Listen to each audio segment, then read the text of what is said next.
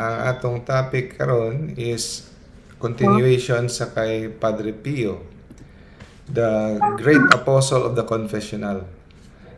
So, grabe ang iyang time nga ginahatag sa confession.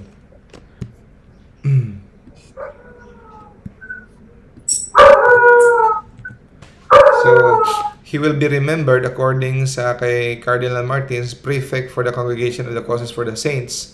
He will be remembered as in history as a great apostle for the confessional because he spent most of his day hearing confession.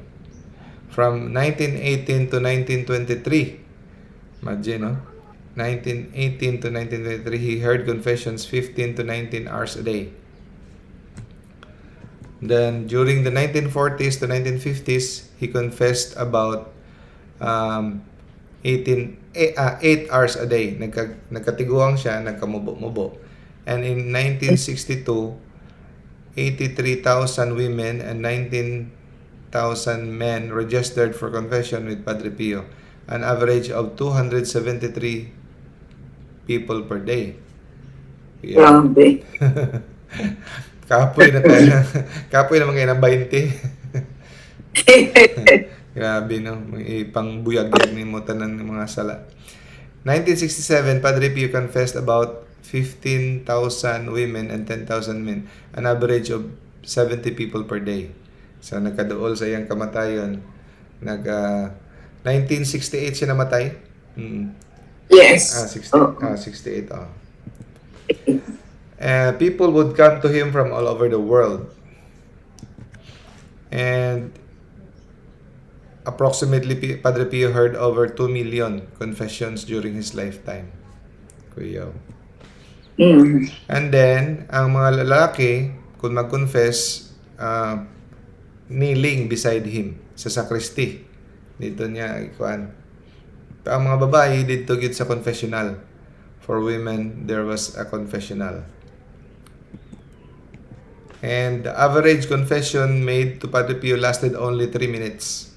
Direct to the point. Actually, kung imunang time man 3 minutes, taas-taas na ba yan? Padre Pio heard a total of 5 million confessions. And Padre Pio demanded that each confession be a true conversion. No excuses, no insincerity, but frankness, honesty, firm resolution. Some think that si Padre Pio is mellow. He is really very strict. Padre Pio is strict, no? Tough love. And dili siya gunuhan og kanang tabun-tabunan pa ang sala. Gusto niya direct to the point. Iprangka, isulti kung unsa gid ang imong gibuhat. And he has the ability to look within the soul of the penitent. And it was not possible to lie to Padre Pio during a confession. Kay makabasa siya sa imong soul. It was like, according sa isa ka penitent, when in front of Padre Pio, it was like being before the judgment of God. That is the feeling ko, no. So ingon si Padre Pio, kung wala ko sa confessional, kuyog ko ninyo sa gawas, I am your brother. But on the altar, when I say the mass, I am your victim. And when in the confessional, I am your judge. Buutan ni si Padre Pio sa gawas, pero sa kwan, he is like a judge. He saw inside people's hearts. Often, when the sinners were timid, kung maulaw musulti, Padre Pio listed their sins during the confession. Siya na yung musulti sa imong sala. Maulaw kang musulti. Padre Pio invited all believers to confess at least once a week. No? Imagine sa una, no? Mga saints, at least once a week. Si Saint Dominic Sabio, I think, once a week or twice a week. Or, once every 2 weeks. Pero karon raglisod na, no? Because ang atong mga kaparian, medyo kapuyan na sila. Gina-request na to balik-balik. Bisag once a week na lang unta na ay confession, bisan man lang 30 minutes. Pero wala mang gyapoy action. Gi-request na ka bishop, kadiotran actionan isa 2 weeks lang yan pero balik na po wala. Pero sa Cebu na kuan, di ba? Sa uban, sa Cebu, sa Manila, sa Quiapo. Everyday good, no? na ang problema gid sa aton diocese, wala gid tay confession nga regular. Kinanglan mo request ka. So, muna, which is lisod kayo basta request kay maulaw ang tao. Anyway, he said, even if a room is closed, mag-gather gyapon kuno og mga alikabok. So kinahanglan gyapon limpyuhan. So parehas pud sa ton bisa kuno kag wala kay sala nga mortal sin, kinahanglan gyapon nga mag-confess once a week. That is the most ideal. And in the confession, Padre Pio was very demanding. He could not bear people that went to him only out of curiosity. Inabay taw mga uban nga dili magid ang tuyo nila mga opisyal, magpakuno-kuno nga magpakumpisal kay they are curious to see the powers of Padre Pio. Kaya daghan bitaw mga pilgrims all over the world mga adto. They just want to test Padre Pio kung makabasa ba gid siya sa imong mind. So kapadulong pa lang siya, kabalo na siya sa imuhang imong kanang nasa imong heart. You're not there to really repent of your sins. A monk once told the following story. One day, Padre Pio didn't give us absolution to a penitent.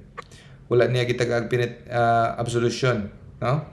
Kay nakita niya nga dili sincere, walay firm purpose of amendment o walay contrition, enough contrition ang tao. O iyang giwarningan ng tao. Bantay kag mo balhin kag lahi nga pare para lang makalusot ka para makapay absolution. Igingnan niya, ang pare nga mohatag nimo absolution, you will go to hell with him. If you go to confess to another priest to gain absolution, you will go to hell together with him. So, meaning dapat ang pare dili automatic mohatag absolution. Ang mga pare nga magpasagad lang og hatag og absolution sa mga tao nga wala nila gi-analyze nga naa siya'y enough contrition of his sins o firm purpose of changing their lives, nga maghatag lang sila pasagad og absolution, it is a great sin sa pare. Matoyom niya, if we confess to another priest, you will to gain absolution, you will go to hell together with him. He meant that the sacrament of confession is profaned by people that don't want to change their lives. Lahi man po nang ma-fall ka in the future, di man na nimo gituyo, wakakabalo in the future. But during the confession, ang imong mindset, ang imong heart is really determined to change. Dili kay imo lang gisulti, pero dili ka really wa kay plano nga biyaan ka ng asala, no? So, kung wala kay plano to change your life, you are profaning the sacrament of confession. You are guilty in front of God. So that is a sacrilegious confession. That is another mortal sin. So kanang sacrilegious confession, before ka malimot, dapat imo na siyang isulti sa next confession. Father, I am guilty of sacrilegious confession because last confession ako na ako'y sala nga gituyo og wala gisulti. Ug last nako nga confession, dili ko seryoso. So that it is called the sacrilegious confession. Imo po nang isulti pod sa confession sa sunod, no? Okay, here's the Padre Pio's own words about confession. So it is a tremendous responsibility to sit in the tribunal of the confessional. So subo paminawon nga kadaghanan sa pare, no, daghang mga pare nga dili kay sila seryoso. They would just murag na lang sila, give gamay-gamay advice, and then off you go. Wala ginausisa. It is actually a tribunal, no? Mo nang gisulti ni Kwan, those sins you forgive, it will be forgiven them. Great responsibility ang gihatag sa Ginoo nila. It's about forgiving sins. So dapat dili nila i-take lightly. Kung karapat-dapat bagit pasayloon ng tao. Pero kung tanang gabaling ko diha hatag absolution automatic, dako nga dereliction of duty. So it is a tremendous responsibility to sit in the tribunal of the confessional. So those sins you forgive, it will be forgiven them in heaven, and those sins you do not forgive, it will not be forgiven them in heaven. Mao na instruction ni Jesus dito sa before he went to heaven, di ba? And then, ningon siya, God runs after the most stubborn souls. Actually, ang mga katong mga sinners, nga mga grabe nga mga sinners, itong mga makasala, we thought gipasagdan na sa Ginoo. Pero actually, God is running after them. Si Lord ang gagukod sa ilaha. So don't think that God does not care for them. They cost Him too much to abandon them. No? The sight of so many souls who wish to justify their evil ways, so daghang niya, para sa iya, makakita ko na siya mga tao nga gina-justify nila ilang mga sala. No? It pains him, it exhausts his brain, and tears my heart. No? And before reproaching a soul, I suffer it first, but it is not I who act, but He who is in me and above me. So, mga saba siya, o mga penitents, iyahang badlugon, sultihan niya, prangkahan niya. But before ko nun niya ginahimo na, naga-suffer siya sa ilaha. Meaning, naga-penance, naga-offer siya, pinitin siya para aning mga tawhana. No? Pero hindi siya ang naga-act. It is Jesus who is in me. So, abi nato si Jesus di kabalo mga saba para sa atong disiplina. Confession without repentance is a deception of conscience. In essence, a sacrilege. So, ato nang isulti ganihan, no? Confession nga walay plano mo repent is a sacrilege. And also, he said, dili na ko na to balik-balikan na gunahuna, do not dwell on the sins that have already been confessed nga tinuod ni mong gihinulsulan, because Jesus has already forgiven them. Butangin ako na og lapida ang imong na-confess. Trust in the Lord that you are forgiven. Put a tombstone on the confessed sins just as the Lord has done. You have forgiven them already. And the mercy of God, my son, is infinitely greater than your malice. Meaning, the mercy of God is greater than all of your sins. He can forgive as long as you humble yourself. Testimonies of confessions with Padre Pio. Mga testimonies, no? Sa mga nag-confess. A woman kneeled in the confessional but felt terrorized. Siguro kadungog na siya sa reputation ni Padre Pio, and then siguro dagan siya sala. Dili siya kasulti.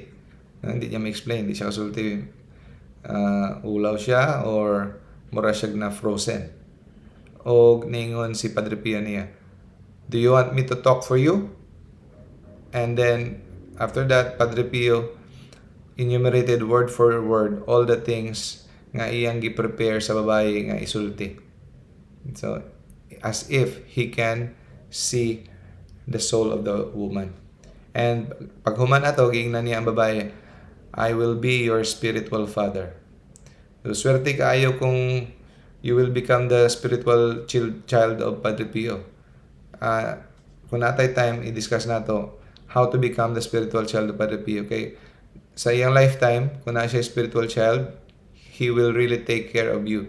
Even if layo ka nga lugar, bisitahan ka niya, i-follow up ka niya through by location. Tapos, na ay mga testimonies nga hapit na maaksidente ang iyang mga spiritual child, hapit mahagbong sa bangin, mukalit lang siya og appear og iyahang luwason. No? So, siya ay nag-offer ani nga bahay nga, I will be your spiritual father. Next, si Carlo Campanini went to confession to Padre Pio in 1950. No? And pag pangumpisal niya, giingnan siya. 1950 to, no? Giingnan siya ni Padre Pio. Kadit lang, sugod ka og kumpisal, sugod og sulti ang imong mga sala katong tuig 1936. Ningon si Padre Pio. Ningon si Carlo. Bago raman ko nakapangumpisal days ago. So nganong ako pamantong isulti? Ningon siya, listen to me. I told you to begin 1936. And then, na-remember ni Carlo nga naadi ay siya sala nga wala gisulti, gituyo og wala isulti atong 1936. No? And nga he is ashamed to confess. And then, meaning, since 1936, ang iyang mga confession is all sacrilegious because na siya'y sala nga wala gisulti. No? And then that confession to Padre Pio changed his life. And I haven't missed daily mass since then. Next. Si Dr. Ezio, na siya amigo nga nibisita sila kay Padre Pio, ang ngalan sa yang amigo si Francesco Messina, usa ka sculptor. And then nagbisita man sila, walay plano mangumpisal si Francesco, gipangutana siya ni Padre Pio. Do you want to confess? Ingon siya, maybe, but I'm not prepared. Ingon si Padre Pio, it's okay. Don't say anything to me. Just answer. Maybe yes or no. No? Then he began to list all the sins of this person with incredible precision. Kuyaw. It was as though he could read my soul. Ingon si Francesco. Iyang testimony. How magnificent is that? So only God can do that. No? Even the devil cannot read your soul. Only God. So, in his own power, can Padre Pio read the soul of a person? No. It is God. And God imparts that knowledge to his saints like Padre Pio. No? Luisa Vario was at the confessional. She said, I don't know what to say. Ningan si Padre Pio, it's okay, then I will speak. And he proceeded to tell me my whole life story. Ningon si Padre Pio, okay, do you have something to add? Tapos gimension sa babae katong unsay wala gimension ni Padre Pio. And then ningon si Padre Pio, that's the one I was waiting for. Mao na ang gituyo niya di ay og wala i-mention kay gusto niya ang babae na ang mo-mention anang usa ka sala. So gitagaan, gibinlan pa niya. Maybe isa sa mga dako siguro nga sala nga gusto niya ang babae mismo ang mo voluntary sulti. Man once went to St. Giovanni Rotondo to confess to Padre Pio. When he finished confessing his sins, Padre Pio said, do you have anything else to confess? Ingan siya, wala na Padre. I repeat, do you have anything to confess? What? No, Father. Sa ikatulo, may taas na ang tiyong ni Padre Pio, nasuko na si Padre Pio. Ingan siya, do you have anything else to confess? No?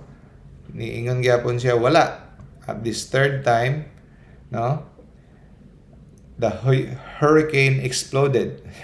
With the voice of the Holy Spirit, Padre Pio howled. Meaning, gisyagitan siya, howled. No? Ingnan siya, go away, because you are not reformed of your sins. Gitagaan siya chance nga musulti, voluntary musulti. Kaya kabalan sa Padre Pio siyang sala.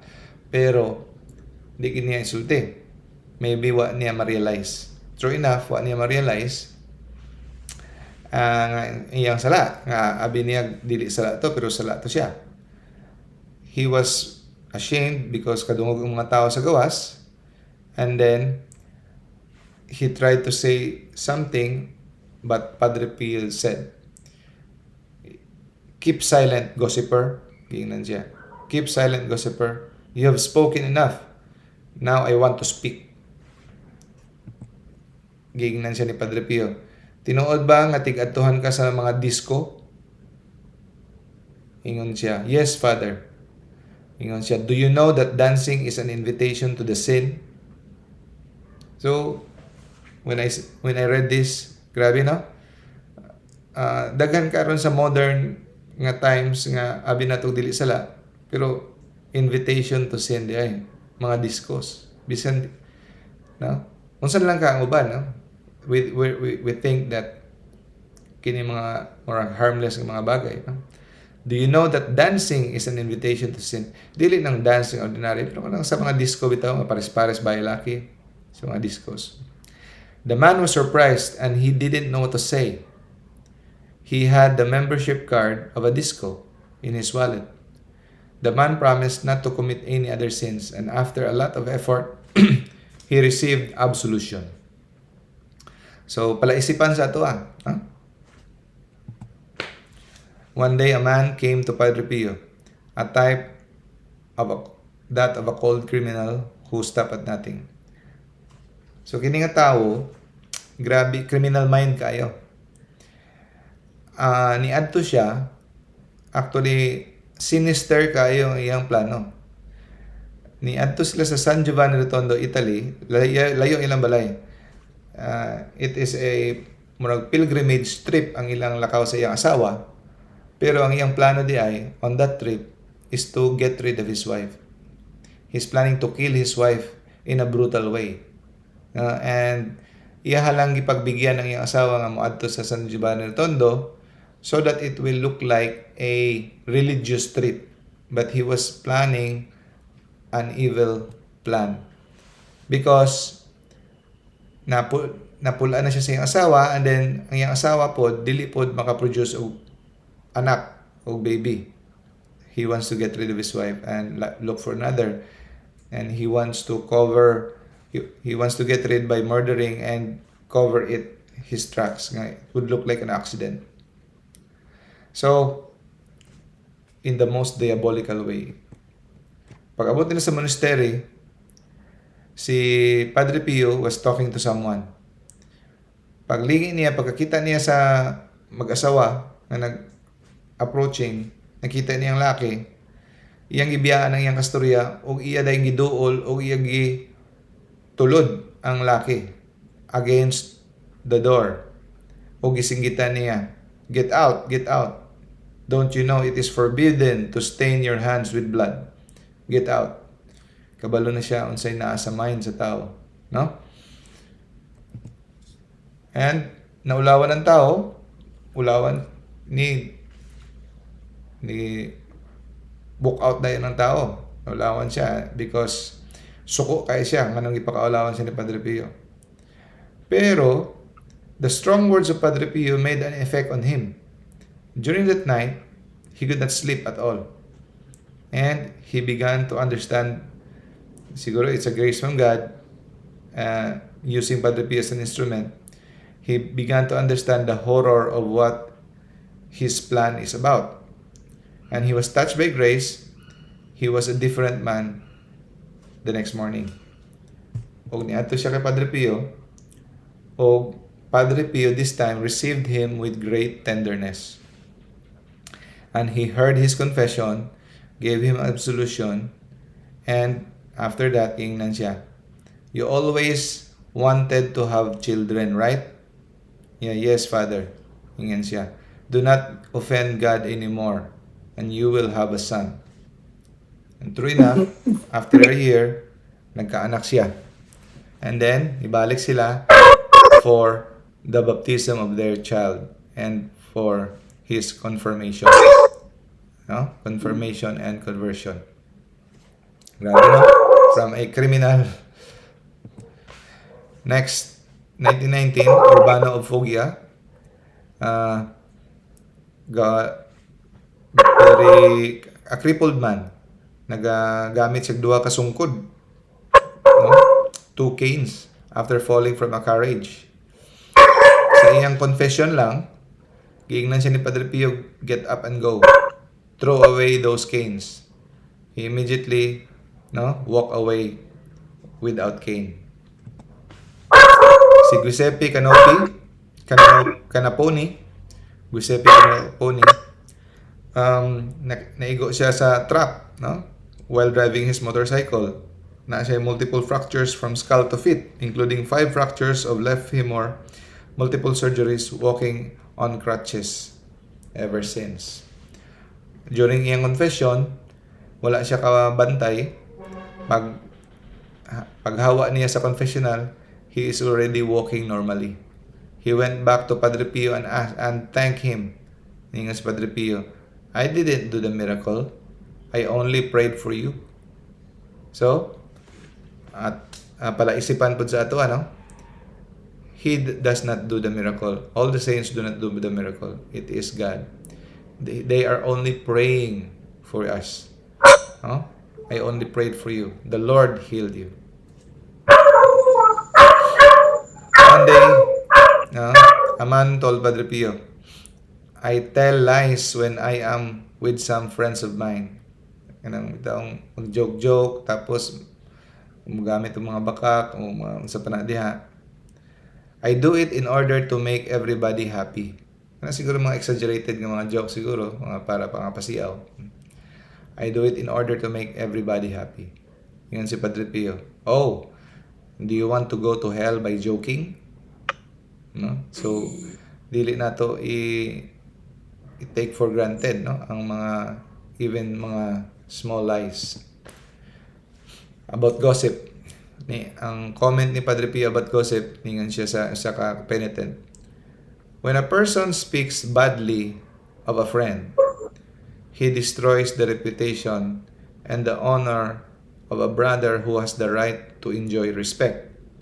So kung we tell something bad about that person and ang iyang reputation madaot, no? So one day Padre Pio said to a penitent, when you gossip about a person, it means that you have removed the person from your heart. But be aware, because when you remove a man from your heart by gossip, Jesus also goes away from your heart with that man. So, hadlok. Because what happens when Jesus leaves from your heart? Meaning, the sanctifying grace leaves. So, gossip di ay, especially kung madaot yung reputation, it is a mortal sin. Because Jesus also goes away from your heart. About swearing. No? Naay usa ka driver og iyang amigo sakay sila delivery truck, and then before sila makabot sa ilahang destination, nag-breakdown ang truck, dili mo andar. Gipa-start nila kapila, di gyud mo andar. Sa kalagot, ang driver lost his temper and full of anger, he cursed. He cursed. Namalikas. The day after, the two of them, niadto siya ang isang kauban niya sa iyang igsuon sa San Giovanni Rotondo. And then ang iyang igsuon na ay kaila dito sa ilan ni Padre Pio, gi-arrange niya nga maka-confess ang kining duha ka mag-amigo. Ang isa ay ana iya igsuon. So the first man entered the confessional, but Padre Pio sent him away without giving absolution. And then it was the turn of the driver. He started saying something to Padre Pio. Ingan siya, I have been angry. O niingon si Padre Pio, gi-interrupt siya ni Padre Pio o gisinggitan. Wretch, you have cursed our mother. So sa iyang pamalikas di ay, iyang gibalikas si Mama Mary. Yeah, you have cursed our mother. What did she do to you? Our Lady. Then he sent him away as well. Suko kay si Padre Pio. No? And then one time, Padre Pio was asked, gipangutan na siya ang kauban nga monk nga nung ginapahawa niya ang ubang mga tao without giving the absolution. And then ang ingon, I throw them out, but I accompany them with prayer and suffering, meaning prayer and penance. And they come back. The anger was only superficial. Why? Because if I do not do it this way, they do not convert. It is better to be reproached by a man in this world than to be reproached by God in the other one. And one day, na sa katao, batanon, naghilak. Pangutanan niya, naghilak man kadong. Niya kay wa man ko di mo tagay ganiha og absolution. Niya, ikaw da ito. Kabalo ka anak, wala ta kagitaga absolution, not to bring you to hell. But I did that so that to bring you to heaven. Because, if I will not do that, you will not learn. You will not change your ways. The devil is near to people who curse. Kung mahilig mamalikas, duol ang demonyo sa mga taong duol mamalikas. Nayon sa kababata nga possess, lisod kaayo pagawson, no? Shouted for hours. And hadlok ang tanan kay kusgan kaayo siya. Idala nila kay Padre Pio para ma-set free ang bata. And mahuman giig na ni Padre Pio nga silence hihilaw ang bata kadiyot o gi-instruction na niya nga bring the child to the sanctuary of Saint Michael. Ang ngalan is Monte Sant Angelo. So kining sanctuary sa ilang lugar is mura na siya cave where Saint Michael the Archangel appeared. Nagpakita si Saint Michael diri sa una. So gitawag na siya Sanctuary of Monte San Angelo. And then pagdala nila dito, galisod sila og gunit sa bata para ipahikap dito sa altar, no? Ang bata. Nagkagubot na, kalit lang na ay nitunga. A monk appeared, no, in the midst of commotion. And he held the hand of the child and let it touch the altar. She immediately fell down and had been been struck by a lightning. And when she woke up, muralag walay nahitabo, and then she asked for ice cream. Naayo na siya. Natingala sila kung kinsa tong monk nga ni-appear. So it was Padre Pio by locating, no? And at the point, people returned to San Giovanni Rotondo in order to inform and to thank Padre Pio sa nahitabo na naayo ng bata. Ug niingon si Padre Pio sa nanay sa bata, say to your husband not to curse anymore. Otherwise, the demon will return. Ang cause di ay ang sigig pamalika sa iyang amahan. Missing Holy Mass. Ngayon si Padre Pio. He confessed his sins and then he remained silent. A young doctor. Padre Pio asked the young doctor if he had another things to add. Ngayon siya, nothing else. And then Padre Pio told the doctor, remember, it is not good to miss Mass, especially on Sunday, because it is a mortal sin. Suddenly, the doctor remembered, nakaskip di siya Mass because iyang gipasulabi ang usa ka appointment. Maybe it's not a life and death appointment, or maybe appointment with a friend, maybe. No? Because doctors are excused to save lives in the hospital. That's why there is a anticipated Mass. Pero dili siguro kaayo important appointment, gipasulabi niya. Warningan siya ni Padre Pio. It is a mortal sin to skip Mass. About magic, sorcery, strong ang warning ni Padre Pio niini. Na ay babae nga nag-confide sa iya nga ang iyang auntie mahilig sa mga tarot cards. Ingon si Padre Pio, throw that stuff away as soon as you can. About divorce, ang sulti ni Padre Pio, divorce is the passport to hell. So, if you want to go to hell, get divorced. Divorce is the passport to hell. A young lady finished the confession of her sins. She received her penance from Padre Pio, who said, you have to immerse yourself in the silence of prayer and you will save your marriage. So, one day, nag-confess ang bahay, gingnan niya, after the confession, immerse yourself in the silence of prayer. By this, you will save your marriage. Natingala ang bahay, kay wala may problema iyang marriage. Maayo man ang iyang marriage. Pero, even if she did not understand the meaning of this, gi-follow niya ang advice ni Padre Pio. Every day, she immersed herself in the silence of prayer. True enough, after a few years, na ay tribulation sa iyang marriage, na hitabo, na ay trial. And then, because of the advice that she followed, she avoided the destruction of her family. Because she had been following the suggestion of Padre Pio gave her. Kani, kuyaw ni nga experience ni Padre Pio. The day the devil went to confess to Padre Pio, nagpretend, nga penitent ang demonyo. Satan went beyond all the limits of deception. He went to Padre Pio pretending to be a penitent. So this is the Padre Pio's own words. And one day, while I was hearing confessions, a man came to the confessional where I was. He was tall, handsome, dressed with some refinement, and was kind. Take note, he is kind and polite. So the devil can be kind, and the devil can be polite, and he can talk with smoothness. Doesn't have to be rude.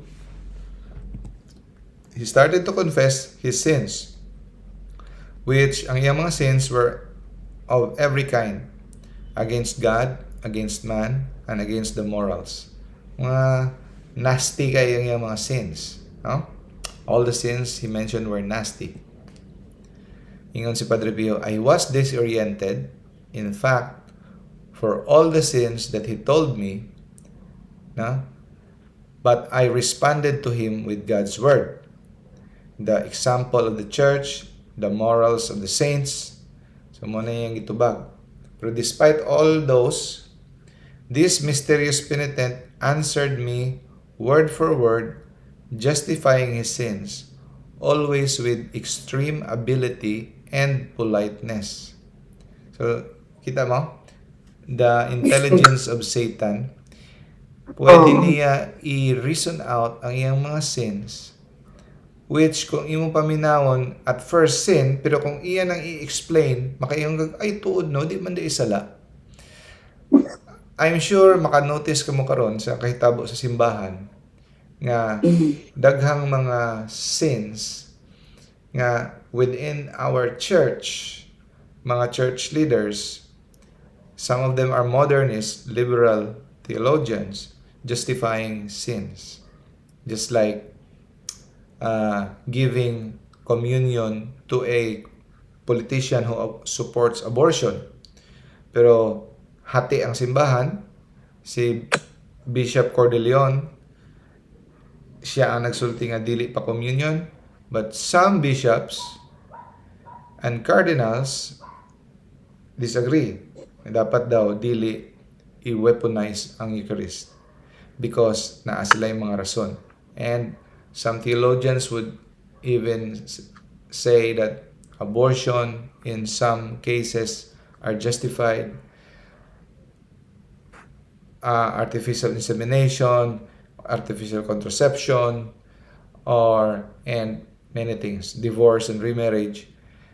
So if you really just listen to reason, it's just like the serpentine semantics of Satan, always with extreme ability and politeness.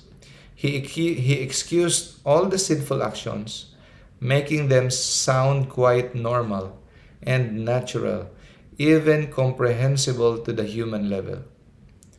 That's why, be careful. Remember sa atong isulti sa lecture kay St. Vincent Ferrer, ako lang yung i-add para mahinumduman na to. Those kuno whose faith rests on reason, always on argument and reason, kinanglan na agay reasonable things, will lose it. Ang ilang faith, they will lose it when they hear the deceptive reasoning of the Antichrist. So, prophesy na ni St. Vincent, someday, there will come these mga theologians, and they are, I'm sure, they are the puppets of the Antichrist. They will lose it when they hear the deceptive reasoning of the Antichrist. Ingon si St. Vincent Ferrer, faith follows simple obedience, not argument or reasoning. When the church say this is sin, it's sin, just obey. Dili na ibutangan nimo mga arguments pa, because if you argue with the devil, you will lose because he is so brilliant. He has an angelic mind. So, faith follows simple obedience. So the answers that he gave me with such skilled subtlety and malice surprised me. I wondered, who is he? Kinsa nito hana? Grabe ka bright. Grabe ka, na-impress gud si Padre Pio, no? Na disorient gud siya sa mga tubag. Iyan ang tagaan og mga morality sa mga saints, mga dogma sa simbahan, scripture, pero murag malutsan gid niya tanan. Nagwonder siya kinsa man ni. Wala niya ma-recognize kung kinsa tawanan. Who is he? What world does he come from? I tried to look at him in order to read something on his face. At that time, I concentrated on every word he spoke, trying to discover any clue to his identity. But suddenly, through a vivid, radiant, and internal light, grace siguro from God, gi-illumine ang iyang mind, I clearly recognized who he was. With a sound and imperial tone, I told him, "Say, long live Jesus, long live Mary." Gisugo, giingnan niya, gi-command niya ang tao nga, isulti ko na be, long live Jesus, long live Mary.